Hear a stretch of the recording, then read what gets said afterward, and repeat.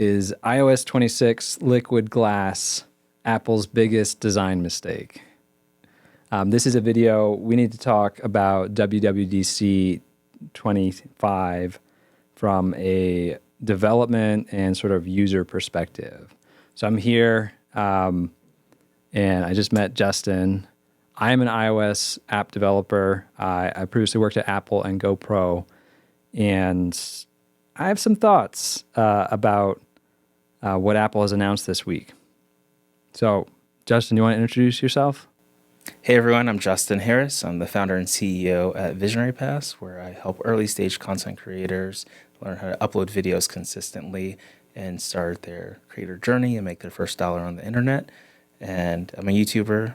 I've created technology videos for the last decade, and I love teaching people about technology. And I've got some thoughts on the new liquid glass design too. So, all right. So I've just like a quick speed round, and my first question is like, what is one thing you love and one thing you hate in iOS 26? Yeah. So one thing I love in iOS 26 is that they redesigned the phone app. A lot of people forget that like the iPhone is a phone, like especially Gen Z, like it's not frequent, like they don't frequently use it as a phone. And I don't know about you, but I get a lot of spam text messages and a lot of spam phone calls. And in this new phone call redesign, they finally created filters for using AI to filter out unknown senders and unknown phone calls. Yes. So I'm really excited about that in iOS 26 because I just get dozens of calls each day, each week. And I'm in the same boat with tons of spam calls from like the same area code as my phone number. And it's just like every day. Yeah. And it's annoying. So I'm in do not disturb mode a lot to just avoid getting any of those notifications. What's something that you hate? Yeah. I hate that liquid glass makes all Electron and cross-platform apps that are built on JavaScript look bad. I don't think some of these developers are going to update their apps. I think it's going to there's going to be this weird divide when iOS 26 that comes out. That's going to be clearly a native app that looks really sexy with liquid glass design. And then this other app that is stuck in the old iOS 19 days. I think, in the State of the Union address, Apple threw shade at all of these other app developing platforms like Flutter and React and other programming languages. So part of it is like, did Apple do this just to make people code natively, or did they do this because they really care about the design, or did they do both? I think it's going to fragment. Like, what about all the apps that are still useful but developers don't really maintain? Like, they're just going to look old forever. Looks dated. I mean, it's the same issue with iOS 7 when that came out. You had a visual design divide, and it's only until the developer recompiles with the latest version of Xcode that they get that stuff for free. So it's definitely a transition year. Apple said that they're going to have a little knob that you can turn that's going to disable this new mode while your team is trying to strategize how to convert things for a year. But then after that, it's not going to work anymore. So it's going to look janky if you don't update it. It'll be probably more janky with some of the stuff in liquid glass and then some of the stuff not in liquid glass. For me, the thing that I love is one of the fixes to one of the things I hated about iOS 18, and that is the Photos app. So I have a 2.5-year-old daughter, and I take a lot of photos of her. I take photos on trips for her, and I have this weird gesture swipe navigation, and I never get it right, and it causes me to second guess. And I love that the new iOS 26 Photos app is now bringing back a tab bar so I can at least have my photos and have my collections, and then I guess search to be just separate, easy to tap, easy to switch. So that's huge for me. Like, I hate when I have to take extra steps to do something that's a common action. And when you're coming from all of the previous versions of iOS where you had dedicated tabs, it is, in my opinion, a big design regression. And so this new Photos app, I think, solves that. I'm just a little annoyed that it took them a year to like find some middle ground. The thing I hate is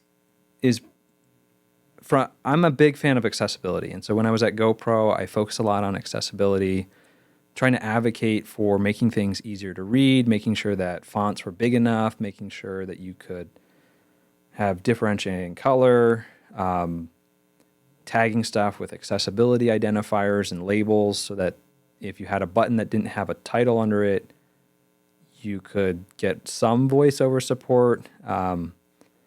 And when I look at apps, I think about the older generation. I think about people who aren't good at technology.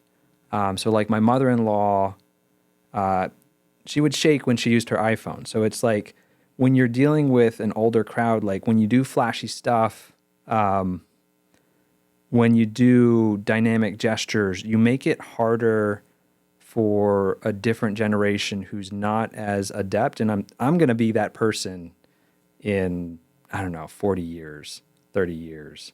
And so I'm forward thinking about, from a software development perspective, like it feels like some of this is like flashy for a media event, but it loses some of the functionality. And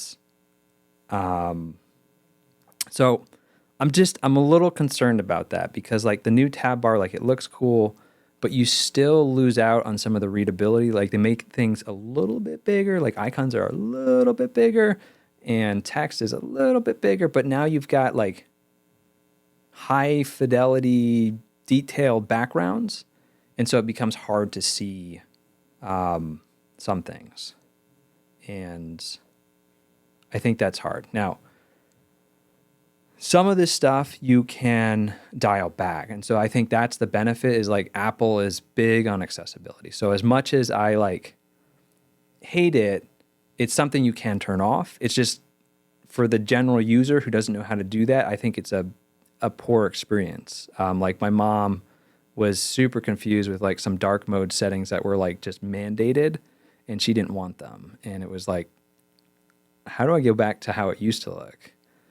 So I think when you're a designer and you're like, oh, this is really cool, let's show everyone, it can be frustrating for the user who just doesn't want to keep learning the new thing. They want to use the thing as it was forever. So that's kind of what I'm... Yeah, I remember when Apple previewed their accessibility features last year, and they made it. Do you remember how you can like simplify the phone and make it a single menu of options of apps? So if you don't, want to have a million app icons, or if you don't know how to particularly launch them, they simplified it. But yeah, a lot of people don't know about the accessibility features, and sometimes it's really surprising because they're really great. They're designed for everyone. Everyone in mind. I think only Apple keeps that in mind when they're developing and designing. And I think that kind of caught everyone off guard when they shipped beta 1 of iOS 26. And we're like, where's Apple's principle for accessibility? They've always championed it. And it's like they threw it out the door with liquid glass. But the good news is it's only beta 1. I'm sure they're going to take in everyone's feedback and darken some of those contrast designs and make it better over time. Yeah. So that brings me back to a moment in time. One of my students was, when I taught at Lambda School, we actually both worked for Lambda School. And one of my students in the iOS program had some visual impairment. he had no idea about accessibility features on Mac, and he literally like cried. It was so emotional. He cried on our Zoom meeting when I was like, dude, you can just make things bigger. You can do all these high contrast things to assist you. And he's like, I had no idea. And like I think it really helped him learn faster, because now he wasn't like struggling with the content with whatever that visual impairment was. Like, I am literally like blind without my glasses. I take these off, I can't see anything. I either need contacts or glasses. And for me, like the Apple Vision without those lenses is a big barrier to entry, because I'm so blind. I can't just pick it up and like try it. Even though the screen's like right here, there's like lens effects to like simulate distance. I'm nearsighted, so I can't see anything far away, and I'm completely blind also when I put on the Vision Pro. So I didn't get a chance to install iOS 26 on my iPhone. I have a test phone. I was like, do I need to bring it with me? And I didn't bring it. And I'm a little bit jealous that you installed it. Can you tell us about that experience? Yeah. You want to hear about the bugs, or you want to hear about the great stuff? It's so funny. We laugh about this on X all the time. Like, I saw one tweet that was like, do not install the beta on your main device, and then it puts a GIF with the person winking. And it's like, every year we know we shouldn't do this, but we do it anyway. But it's outside of a few bugs, or a lot of bugs actually. It's nice. Like, I really do like the liquid glass design, like the way it has shaders and reflects, and it's not just a standard blur. It literally is mimicking glass in a digital form. And they took a lot of time to make that. So here's what I think about iOS 26. I was not a fan of flat design. I like iOS 26 better than I like iOS 7. This idea of moving back to more visual elements that show more than flatness, like character in a way, I really like that.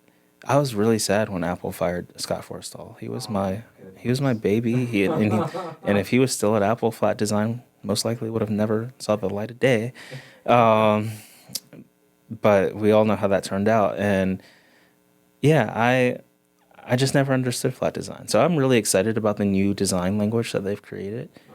And then I really think that it's preparing us for the future, for when we do have more augmented reality glasses or headsets, maybe a Vision Pro 2 or a new product from Apple. It's going to make a lot more sense when the world moves to having AR as a prominent way to interact with computers, because in the real world, you're going to have contrast issues if a notification comes in your glasses and you look at a white wall. It's going to need to know to tone that down. Like, it's going to need to know to put a black background versus a white background. And I think iOS 26 and really liquid glass design is just preparing developers for that futuristic life that we will have when Apple rolls out their AR glasses. Yeah. So I don't see any other reason to unveil liquid glass without the futuristic element. You're taking me back in time, because I love the skeuomorphic design from iOS 6, and I was actually pretty bummed that it toned it down. Like, over time, I think I adapted to it, and I liked some of the concepts of like highlighting the content and not taking away from it. But there's some tactile funness to stylizing stuff. My hot take when I was looking at liquid glass for the first time during the keynote, I was like, oh, this is it felt a little bit over the top. And last night, in preparation for this, I sat down and I watched the Developer State of the Union again, just digging into the liquid glass, just looking at the animations. I'm a big like detail person when it comes to UI and design and interactions and gestures. I was just looking at like how are they doing it? How does it look? And then I had this realization that while it is a little bit flashy, I think the lens effect can be a little bit weird with certain backgrounds. It does create this layer of depth of like controls on top of whatever's behind. And that aspect I actually liked the more I looked at it, and then sort of contrasting it. Like I had to see it between what it was and what it's going to be. And then I was like, this is somehow they're shifting how I feel about this on my second look. And so I think bringing back some of those elements is a good call. I think we just have to be careful on the readability. But you said you installed this on your main device. You have another device, but you didn't bring it, and now you've been running into some bugs or something. Like, what's going on with that? Yeah. So typically when I travel, and this is more of security, even if iOS 26 didn't come out, I usually always bring a backup phone. Like, what if I lose my phone, or what if my phone gets stolen, or what if it stops working? Like, I don't want to have to run to the Apple store and buy a phone. And then this is probably another topic for another day, but I also have advanced data protection turned on, which does not allow me, even if I bought a new phone today and I logged into iCloud, it wouldn't quite trust who I was. Like, you can't even turn on advanced data protection on a new phone without having your old phone. So it's like, so I always have a backup phone just in case something goes wrong. But I left it on the MagSafe charger and ran out to the airport without it. And I got there and I opened up my boarding pass to get in line, and the phone froze because I was running the beta software, and I looked like an idiot because it wouldn't open. And I had to hard reset my phone. You couldn't get the wallet. Yeah, it was, the whole lock screen was just frozen. That was kind of like the first major bug. More recently, we've seen those glitches on the home screen where I don't know how to describe that bug, where It's rendering some layers, but it's just doing the bounding box, and it's not. I think there's an effect that it's supposed to apply to do some kind of additional like text opacity type stuff, and it's not happening. Yeah, because I know in the new iOS 26, have you seen the time, how it can drop down beyond your background and stuff? So I feel like it has something to do with that effect, or because it'll just start flickering, and I'm like, what are you flickering for? And you tried the new preview app, and Oh, yes. So fun fact, when you open something in Files now, if it's a PDF or an image, it doesn't open in the Files app. It redirects to the preview app. So at least how it's set up now in Developer Beta 1. So we'll see if they change that. But yeah, I opened up a file, and the preview app just didn't work. It wouldn't show the file. So these are reasons why they say don't install it on your main device, because you get a phone that is very buggy and doesn't work. But I like living on the edge, and I like testing out the latest technology and being a part of this industry where I can talk about tech. So I don't mind being on the edge. We'll talk about iOS 19 or 18. iOS 18 last year. I installed iOS 18 on my main device last year, and it broke my entire smart home. Every light, plug, everything in it just didn't work anymore. And I had to use Google Home as HomeKit just did not work. And then the sad part about it is, did you roll back? It barely worked when it shipped. Like, a few features started to work. There are still light bulbs that don't work on iOS 18 on the final master release. And all I did was just use the beta, and it broke half of it. But Yikes. All right, so we both have the Apple Watch Ultras, and they announced something about Workout Buddy. Ooh. Do you think you would use that? Oh my. Okay. If it's good, I don't know about you, but when did they unveil? Because the fitness app already talks to you, or the workout app talks to you, right? Like, exercise ring closed, or move goal ring closed. Like, I don't really have a problem with those. You know what I have a problem with when I'm exercising? is when like calendar invite in 10 minutes you're meeting with Bob. Like you know how it reads out your notifications when you have your AirPods in and you're just walking, and then next thing you know it's reading a notification. And I'm like, I don't care about my meeting in 30 minutes. Right. I'm trying to finish my workout. Please stop reading these notifications. And there, to my knowledge, there's no way to turn, I guess you could do not disturb, but there's no way to turn off the read aloud notifications. I thought there was a way to disable it. I swear I used something. You can disable it, but it disables it all the time. Yeah. I can't just disable it while I'm working out. I thought there was a setting for that. And then I started getting notifications and I was like, did I misremember what I had enabled? For me, like the workout buddy just seemed like it was kind of meaningless encouragements, like, oh, you're doing your third run this week, how great. And maybe that's good psychologically, but that's not what I'm looking for. I'm looking for I'm using the running formula. I've got runs coded in here, and I hit start, it walks me through the different stages. There's a warm up, there's a mini sprint, then there's yeah. So it's like it's giving me a plan. And that's what I'm looking for. Like if this AI could be like, oh, I saw that you did this running formula, red plan, workout number 4, day 3. I feel like that would kill their Fitness Plus model. They want you watching the Fitness Plus video. And they do have running. Have you ever tried Fitness Plus with the running and walking? Treadmill. So I just run outside. I like being outside. Yo, that would be an epic thing to do. So take a Peloton, right? Yeah. What if we like built a treadmill and attached an HDMI port where you could put your Apple TV and then have your Apple Fitness Plus training videos? Do you think we'd get acquired by Apple in 5 years? Probably not. They're probably like 3 steps times 10 ahead of us. You know how when Peloton was doing very bad, they're like, Apple should just buy them. Like they already make great hardware and have a great community, but they did do a nice recovery. So, but yeah, it would be cool to watch because I have a treadmill, but it's at a walking desk.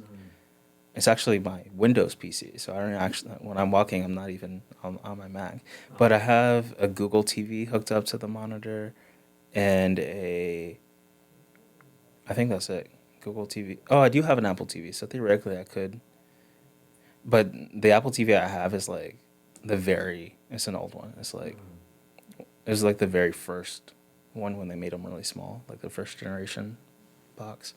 I'm going to have to try that, doing an Apple TV walking treadmill.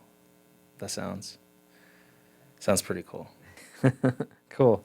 All right. Well, I'm Paul Solt. Thank you for tuning in. Justin, where can people find you online? Where should they go? Yeah. You can find me on LinkedIn, Justin Harris. You can email me, justin@visionarypass.com, or go to my digital mind at justin.chat and talk to me and see how I'm doing. Awesome. And you've got all of these AI products that are sort of capturing your thoughts, and you're turning that into something that you want to connect with people with. Yeah. Awesome.